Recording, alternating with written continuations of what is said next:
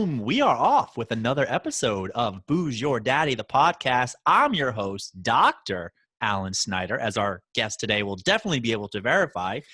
Here with one of my favorite people in the world, my regular Wednesday morning appointment. I'll leave that for you to guess. Mr. Ron Katz. What's up, man? Oh, Mister. Oh, my God. Doctor. Life is good. Life is good. Yes. And I do have to call you doctor. That is true. Absolutely. That's how we met. Yeah, we'll get into the story about how we met, and you and I have become very close over the years. And yes, you know, it really is crazy because I feel like I introduce every guest as, oh, here's one of my favorite people, but we are really close, and we've shared so many happy moments and sweaty moments, and a lot of sweaty moments. Yes, I'm just trying to make it out now. Okay, but just keep it clean, okay? It's like I really am just trying to make it out now, like you're an escort or something to that extent. But well, it's not under this name. Absolutely. I'm teasing, my man. You're good. I have so much I want to talk about, but you are a regular listener to the show. One of my biggest fans, I think, but I'm one of your biggest fans just as well. Oh, well, thank you. I have no idea why, but and I love the live cast. The live cast last week, yes. The live cast was awesome. Thank you so much for participating, putting comments. For people who don't know, we're doing some live streams these days. It can be found on Facebook under the page Booze Your Daddy, BOOSYOURDADDY. We'll probably be doing them every week, every other week, but they're a lot of fun. Zach and I had a blast. I was laughing so hard. Yes. Please, is Jesus eat end tables? Give me a break. That was good, right? I'm still laughing. It was great. It was hard, but you know, part of this is I like to think of myself as a part-time comedian. It's hard being the straight man in that duo because Zach is way funnier than I am. He completely reduced you to the straight man, which is not usually your role. Absolutely. But no, he's tough to keep up with. He was pretty good. Well, today for my beer is I have another listener dedicated beer by the current guest of the show who is drinking the exact same beer. So, Ronald, why don't you share with everybody what we are drinking today? Well, this is a Broken Bow Brewery Red Ale. Here we go. After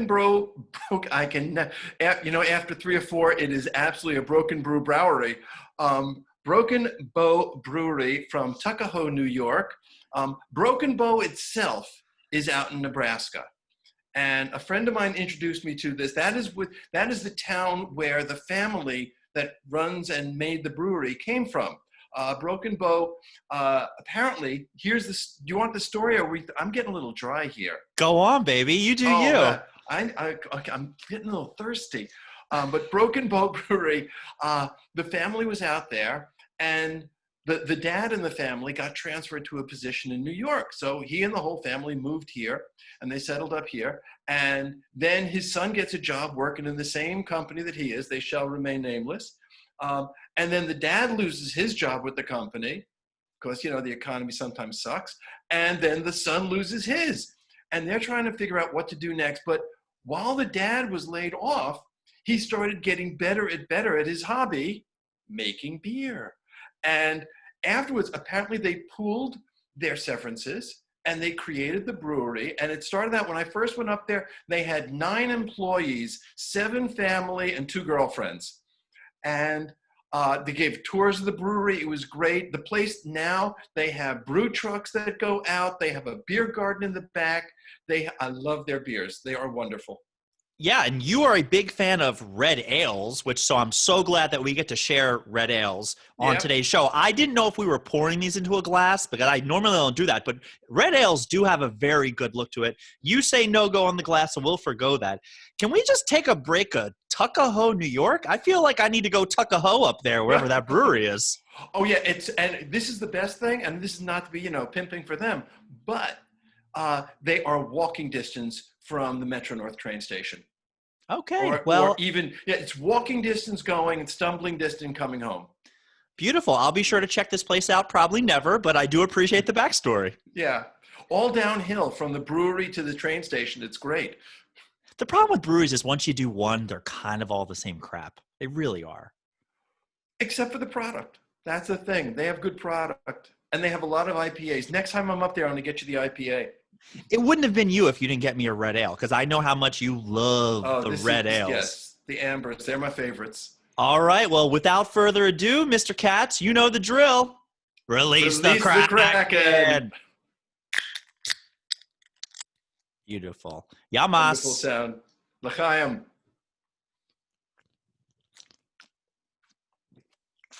Okay. That is heavy. It always kind of tastes like a cream ale. Red ales are not my favorite, but they're good for one. Okay, yeah, or three. I have been known to make a dent in these. Have you ever had Jenny cream ale? Genesee? No. Oh my God, this was the beer in college. Well, I think I know it. It kind of falls into like the Schlitz category type of old school beers. It looks up at Schlitz. It's Genesee Brewery, which used to be, as we put it, on the crystal clear waters of Lake Erie. That was the joke. I went to school, undergrad in Binghamton, and you could get a 6-pack. Okay, this was a few years ago, but you could get a 6-pack of Jenny Cream Ale for 99 cents when it was on sale. I know a Jenny that'll give you a 6-pack for 99 cents of some cream ale. Oh my God, this stuff was disgusting. We used to drink that and Utica Club. Another disgusting beer I wouldn't drink. Horrible. Now. I do not want to talk about disgusting beers with you right now. You're making my mouth unwater, whatever that saying is. This is wonderful. I'm good. Well, I'm happy you're happy. So on Booze Your Daddy, for my people that come onto the show, I've been trying to wear something representative of what my guests are or what they're like, or if there's a themed episode. Believe it or not, which I don't think you knew, that I own a New York Yankees jersey. I was flabbergasted when this came on. Is there a number on the back? Don't tell me who, just give me the number. Well, it kind of gives it away with the Yankees, and you obviously knowing so much about the Yankees, and I would say you might be one of the biggest Yankee fans that I know, and that is very high regard considering some of my guy friends who live, breathe, eat shit, and sleep Yankees. But this was given to me as a gift from a while ago before I moved to New York City. So it had a couple of meanings. One, it has my favorite number on the back, which I'm realizing now you probably don't know. It was 47? That is a very good guess. 47 is my lucky number. Oh, But okay. it was my hockey number my whole career. It was a welcome present, this jersey, because I was coming to New York. And it also kind of has a little symbolism because it was a gift for graduating physical therapy school. And one of the ailments that physical therapists tend to treat is people with Lou Gehrig's disease. Oh, so I know what number is on the back. So just remember the number on the back is more important than the name on the front, or however that saying goes. But this is number 4 of the New York Yankees. Yeah, that's too easy. Obviously. Yes. But it also has a little symbolism because that guy held a record until the Iron Man, Cal Ripken Jr., smashed his record. Who? Exactly. Don't start with me. So I wanted to wear this because you're a big Yankee fan. And, you give me more props for the Baltimore Orioles than probably anybody else. Because when the Orioles go on a winning streak, which nowadays is 1 win, and then if we're leading in the second game, that's basically a winning streak, whether we win or not. I thought it was a win and a rain out. I'll take it, dude. We are so bad. But for you, you're Mr. Break up the birds. They got 2 in a row. They did. They took 2 out of 3 from the – if the Yankees had played better against the Birds this year, they would have been in first place. But it wouldn't have mattered because they still would have played the same team, no? Yeah, probably. I'm just saying it may be the home field advantage, which there really wasn't, but that cookie crumbles the same way. Yeah, that cookie did crumble. Actually, yeah, it went down the same way. But anyway, so I wore that and we did this. So first, I feel like we should start first by how we know each other. And I tend to take liberties with some of the stories that I tell. And basically the way I tell the story is when I was making home calls, randomly I got assigned one day to go meet this asshole over on 95th Street. And I show up, and this was, Ron, who I met. It must be, your surgery was when, 6 years ago now? Yeah, well, 5.5, yeah. 5.5? May of 2015. And you had the full-blown, crack the ribs open heart procedure. Now, sometimes I tell the people that you had a full-blown like, oh, I'm going down. Somebody's got to help me. No. It makes it a lot better for the end of this. But I tell people, I met you and we started working together where first it was walking around the apartment. Then it was walking to the elevator. Then it was walking downstairs around the block, around the neighborhood, till eventually you progressed to needing outpatient services. And I remember doing what I normally did. I said, now, Mr. Katz, you can go to this place or this place or this place. And you looked at me and you went, don't you do this? Can't I just come see you? And I said, yeah, we can do that too. So then you came to start working with me, and pretty much 3 times a month, we have been doing a workout for about 6 years now. Yeah, that one. And by the way, I believe the expression was, why the fuck would I go anywhere else? Oh, I love you too. No, seriously. I mean, the way you told the story, very accurate. It actually, you started with walking around the apartment.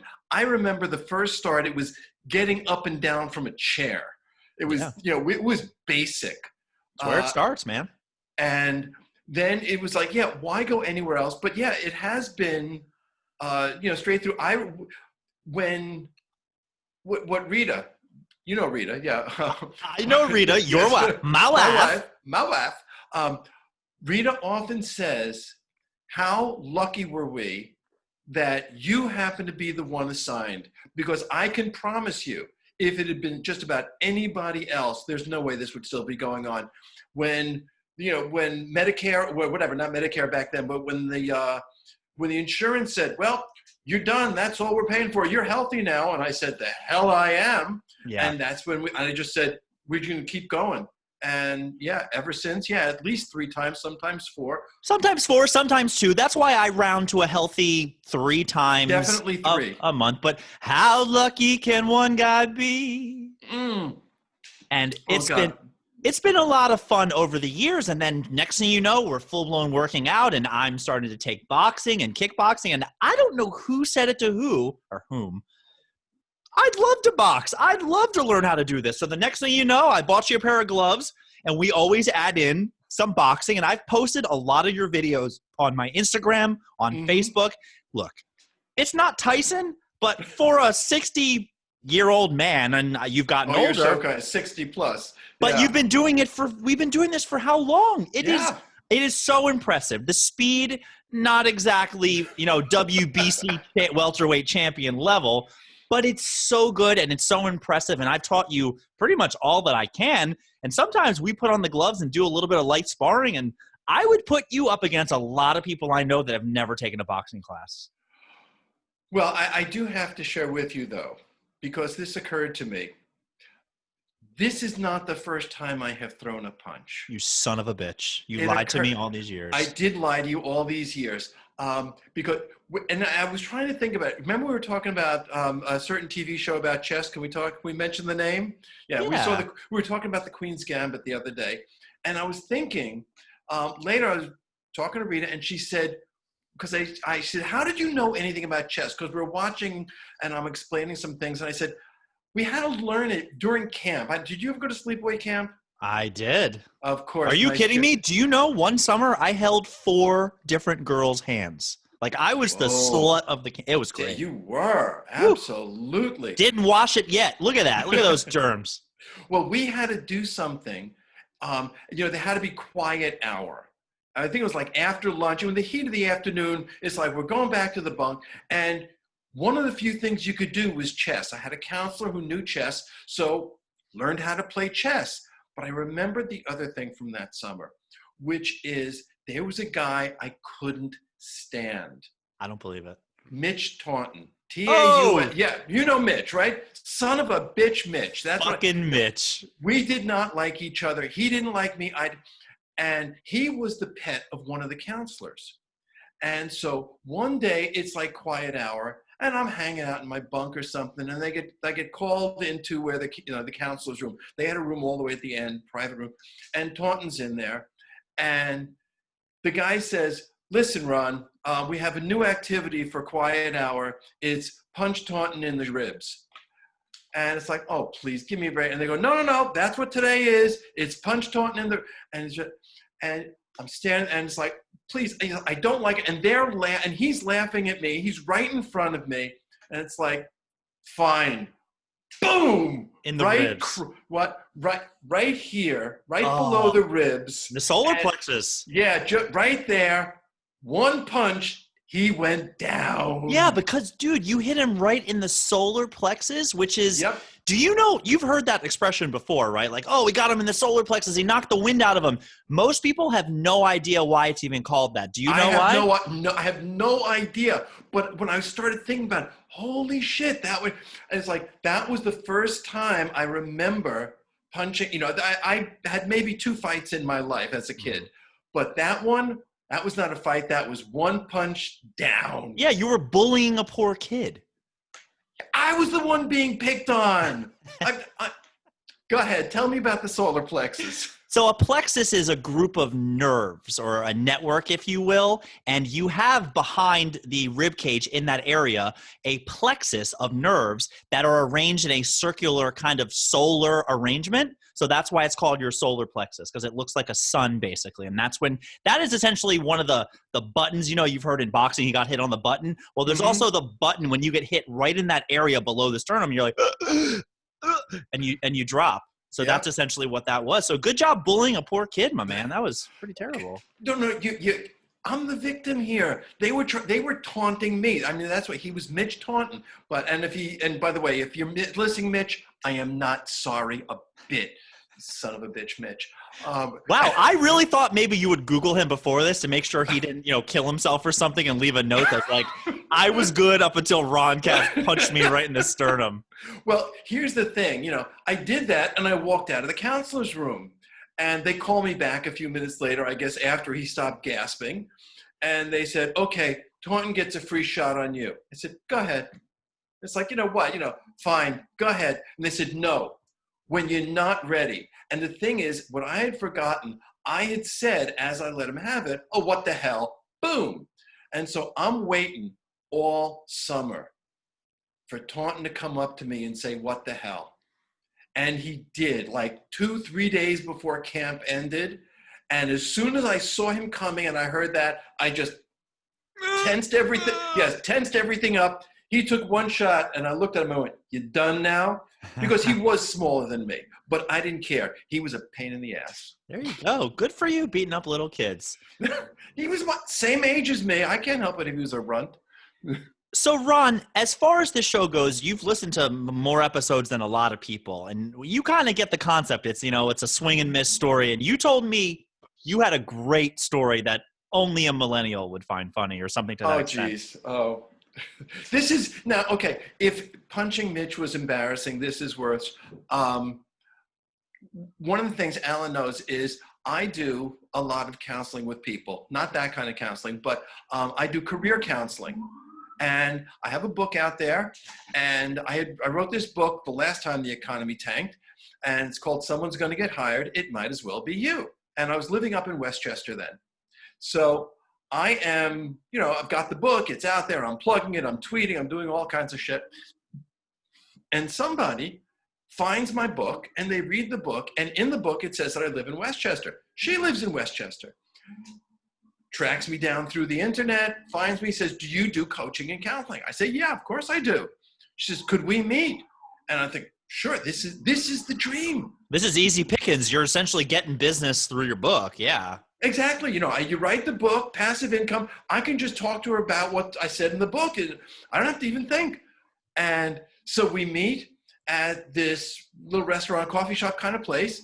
And I'm like, yeah, I'm going to meet the person who found me through my book, and I'm all up and on. And I get there, and we're talking, and I say, so, would you like me to sign your book? And she looks at me and says, you want to sign my phone? And it's like, oh, such a freaking dinosaur. Unbelievable. It's like, but we did do at least 3 sessions. She did find the new job. It worked.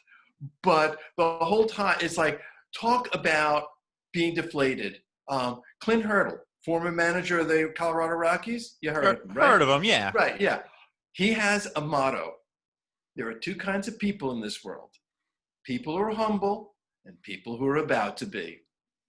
Yeah. It's good. There's truth to that. I've had to eat a couple slices of humble pie along the way. I tell you, it's right up there with eating crow. It's hard, but humility is good. Now, I've never gotten on stage and performed as doing stand-up comedy, which it's kind of my goal before I leave New York one day. But I tell you, I'll be in the audience. I'll be there. They'll tell you, any comedian that's ever done it, is silence is the great equalizer. And that'll make you go back and sit down and go, all right, this wasn't as easy as I thought it would be. I'm going to have to work. I'm going to have to practice. I'm going to have to do all this stuff. So I think that's a great lesson. And, we haven't really said what you do professionally. Not that we need to get into specifics, but you call a career counselor, right? Fair? And Ron has helped me out with millions. That's not an understatement. Millions of decisions and thinking and doing, and such a smart person with, what's the expression? With all this gray hair comes some wisdom? A little bit, yeah. Absolutely, yeah. And I think the less gray hair, which is, that's another thing that comes with age, is maybe less wisdom. So it'll be trickling away. But, use it while you got it. Flaunt it if you got it. But you would agree that of all the people you've ever worked with, most people aren't completely hopeless. There's some jerks out there, but most people, if you just sit down and focus, there's a path. There's always a path towards something, right? Absolutely. No question. I'm not going to say that everyone can find the job. Nobody is 100%. I got a decent batting average. I'll put it that way. I would say, more than half of the people who I work with do find the next job. That's, which considering that the average is somewhere around 30%, I'll take it. Well, that's essentially how it works in baseball. When I have patients that come in and I have to try to explain baseball-related things to them, it's always easy to quickly just say, all right, what if I told you could go to your job and a quarter of the time you would do a good job? That's it, just a quarter of the time. And the rest of it, you can make complete mistakes. And they look at me and they go, okay. I said, well, that means you're a professional baseball player. Now, if you're willing to do a good job 3 out of 10 times, you're an all-star. Like, you are one of the prized possessions of the company. And they're looking at me like, timeout. 2 weeks. So 5 work days. If I just do a good job 3 days, I was like, you're an all-star. And if you want to do a great job, if you do a good job 4 times out of 10, you're in the Hall of Fame. Hall of Fame, Hall of Fame, best person ever. So I would say for somebody like you, and I also having spoken with you many times, you're putting people in some high-end positions sometimes. 30% is amazing. Yeah, no, but 30% is what most of my friends do, and who are doing the same kind of thing. I am somewhere. Well, okay. Last time I looked, I was 59%. So yeah, okay. I'll brag. Why not? How come you never went to the dark side of headhunting? Right? Am I wrong that that's the dark side, where like you're just making money over money, but it's not really serving a purpose? Probably because earlier in my career, I was a recruiter, but I was inside of companies. So I was working inside of a company, and I had the headhunters calling me and trying to foist their people off. And some of the people I'm talking, they were absolute dog meat. It was terrible. Mm-hmm. And I'm not going to look. I know some people who are terrific executive search professionals. Yes, executive search professionals. And there are people who are headhunters, and I could never, you know what it is? That's a salesperson. I'm just selling things. And I knew other people who, there's an expression, which is, they're just throwing spaghetti at the wall. Yeah. You ever made pasta? Yeah, I actually got hit pretty bad by Friday the 13th a couple of weeks ago. I wasn't going to share this with anybody, but I was making pasta in between patients while I was working. I was hungry, and I was making some rigatoni, specifically rigatoni, which makes the story worse, and I'll tell you why. It doesn't stick to the wall. Wait, rigatoni is the one that has the ridges in it? Yeah. Okay. Oh, no, the rigatoni is the long cylinder one. No, so it was rotini. Rotini. I was making rotini pasta, and I put some Alfredo, and I did it. And, of course, I take out the world-famous Old Bay seasoning, because that's what you have to put on. And I opened up the side of it and gave it 2 taps, and the whole thing opened up, and I covered this was Friday the 13th, in November, covered the pasta. I am now throwing away and scooping out Old Bay left and right.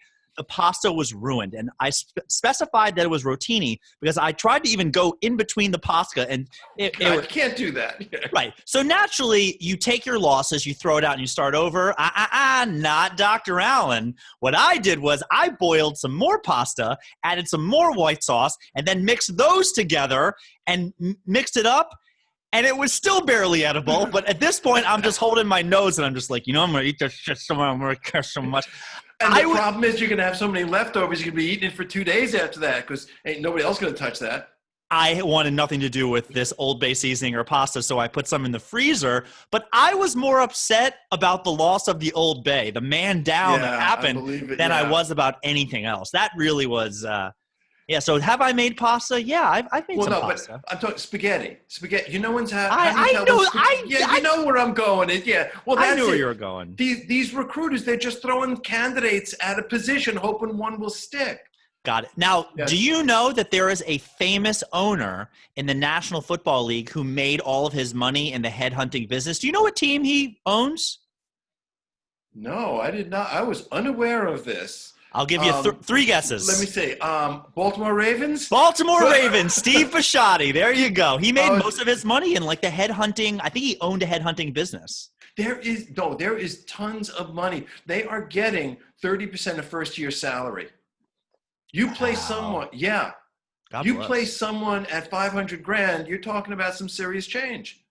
That's but you made me think of something with your pasta. Okay, why is it that whenever something goes horribly wrong, it's when you're making enough to feed the Soviet Union? It's like, it's never like one batch, okay, this sucked, I'll throw it away. No, it's like, okay, well, now there's all that chicken there.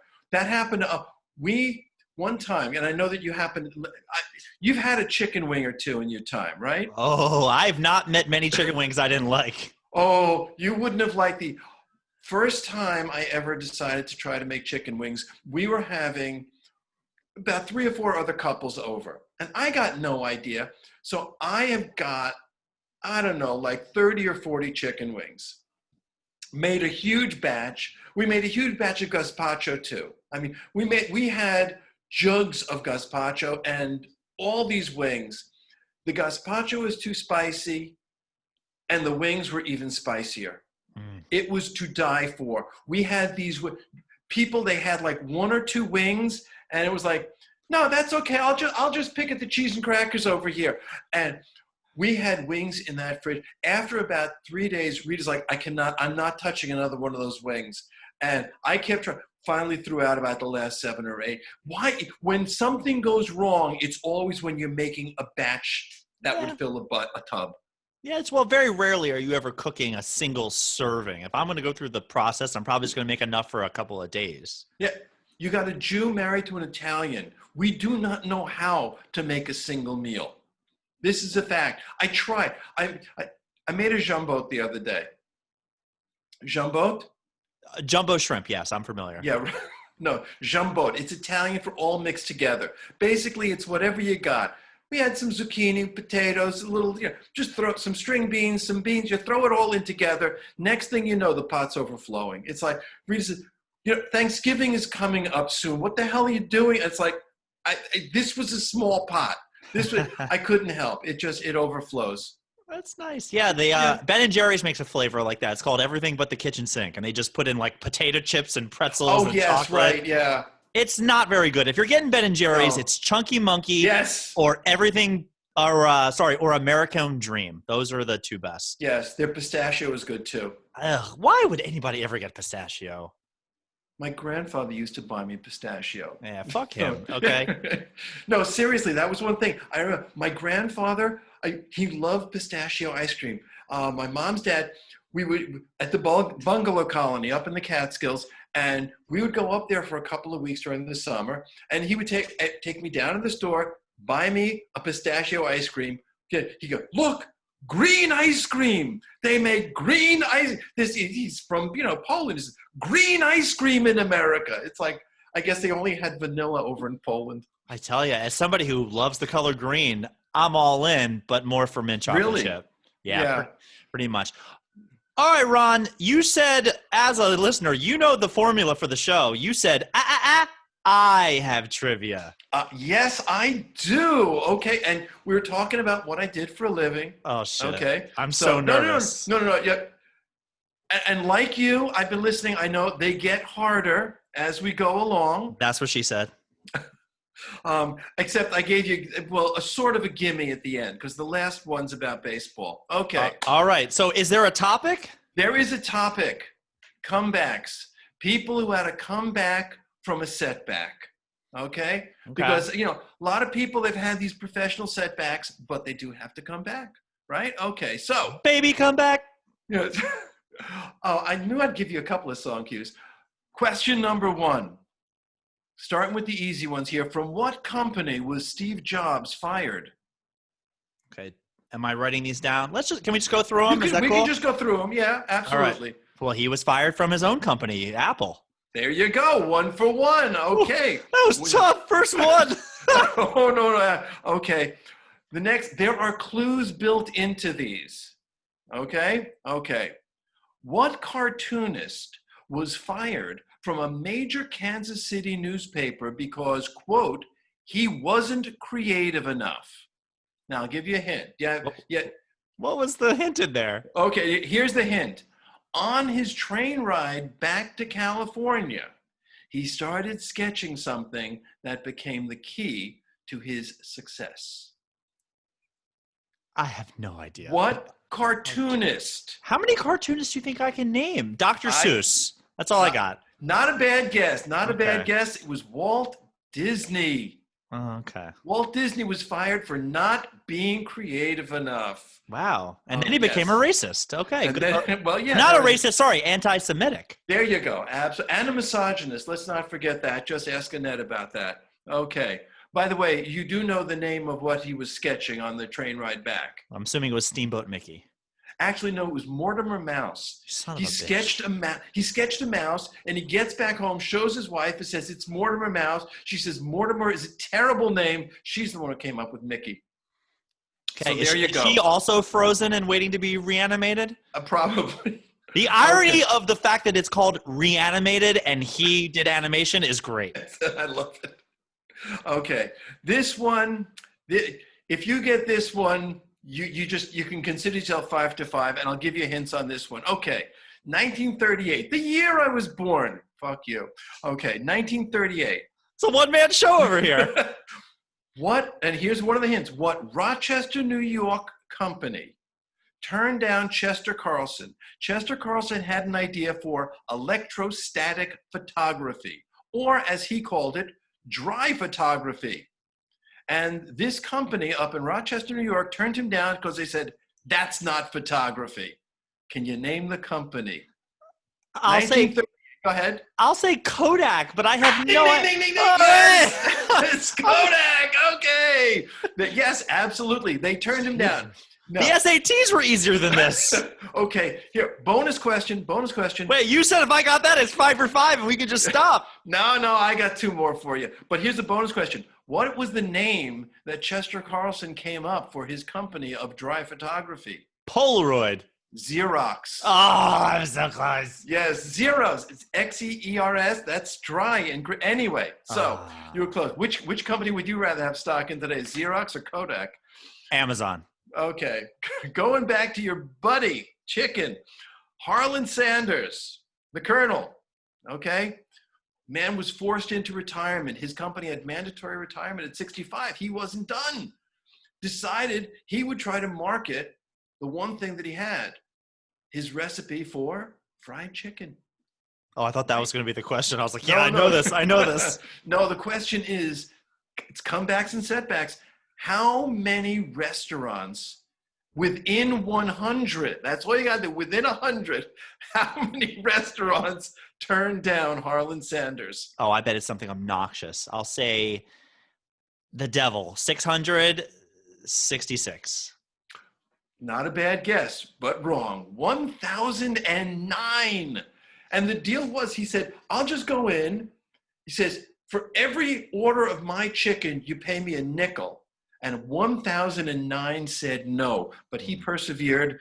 And within about 5 years, he had 200 outlets, and now there's KFC everywhere. Yeah, and Okay. it's horrible. Go to Popeyes. Well, yeah, I would agree with you there. Okay. I promised you baseball. Okay. Willie Mays, you've heard of him. I know Willie Mays Hayes. I knew you were going to go there. Absolutely. Okay, we're not talking about Wesley. Willie Mays started his career, went 0 for 12.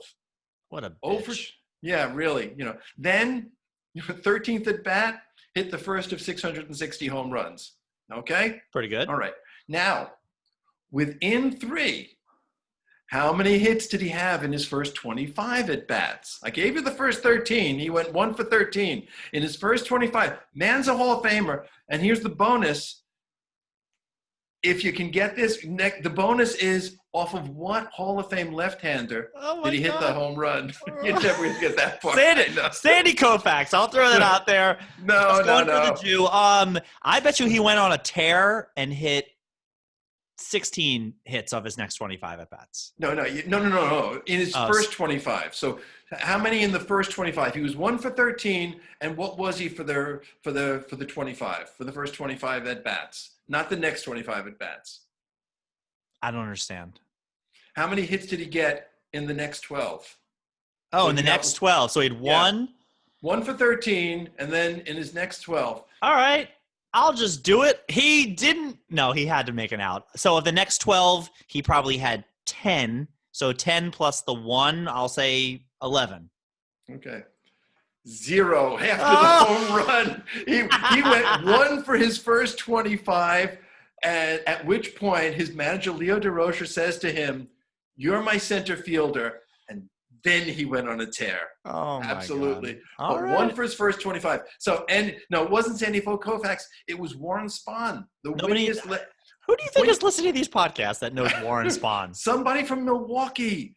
They love Warren Spahn. From Milwaukee. Nobody from Milwaukee. No. Maybe somebody from Green Bay. I don't know. No pack, no. Okay, so. Good stuff. I got 2, Ron. You got 2. You got, that's right. You didn't get Wall. Okay, so you got Kodak and you got Steve and you got Apple. All right. Well, I'm happy I got 2 because that was looking pretty rough. Okay. Sir, before we sign off, please let everybody know where they can find your new book. Oh, okay. Yes, I do have a new. I mentioned the old book, which I wrote last time. Someone's going to get hired. It might as well be you. That was the first book. But now, new book available on Amazon in Kindle version only right now. Someone's going to get hired, even in a pandemic. That's the new book. That's awesome, man. Because we're in a pandemic and we'll probably be here for a little bit longer. I think we shall be. I think this is going to, I know that they're talking about a vaccine, not a cure, but a vaccine, but I still think it's going to be with us for a while and people are going to be needing help and it's there for you. Someone's going to get hired, even in a pandemic. All right. Well, I really hope everybody had fun listening to today's episode or tonight, depending on when you're listening to this. Ron, I don't know what to say to you. I want to say I love you like a father, but well, I don't really love my father that much. And the truth is we're more friends than that. And it's a familial relationship. And sir, it has been so much fun talking to you. It's been even more fun working with you all these years. I am so, so, so proud of you.